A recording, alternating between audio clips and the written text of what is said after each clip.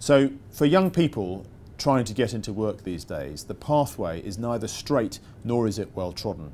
In fact, it's become harder because of changes in the labour market.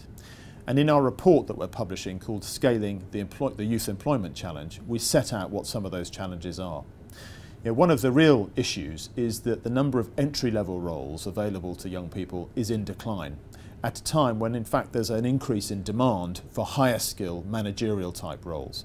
But of course it's difficult for people to reach those if they can't get onto the first rungs of the ladder. So what's the solution to this? Well, the simple answer is there isn't a simple solution. There isn't one answer that's going to solve the problem of the scale of youth unemployment in the UK. But there are a number of things that employers can do to help. And one of those is to create more explicit non-graduate routes into employment. Only 15% of employers offer an apprenticeship scheme, and yet quality apprenticeships have been proven to be extremely valuable and high returning investments for employers. So one of the things that we'd like to see employers doing is doing more of that, and some of the other work the Commission is doing actually encourages and creates opportunities for employers to do so.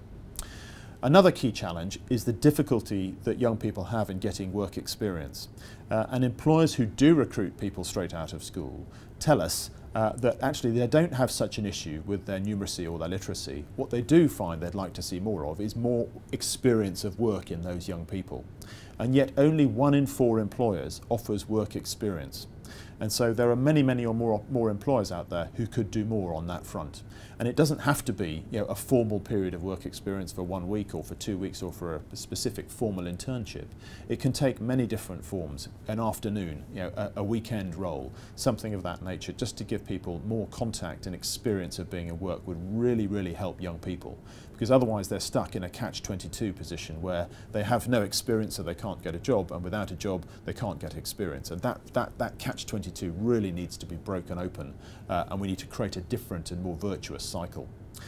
Allied to this is the way that people are recruited, and one of the things that our report has found is that increasingly businesses are relying on word of mouth to recruit people, and that's particularly bad news for young people, or at least most young people, because by definition they don't have the professional networks that older people may have developed in the course of a working career, and so it makes it harder for them to get into roles when people use very informal recruitment techniques to bring them in. So again, there are things that employers can do in terms of how they recruit, how they offer work experience, and the kind of roles that they create, all of which can help young people to get into work. And what we're saying is we see all of those as potential options and parts of a youth policy that we'd like to see more employers adopting to tackle this really, really important problem of youth unemployment, and to get more young people into work and working and making progression through what hopefully will be a successful career.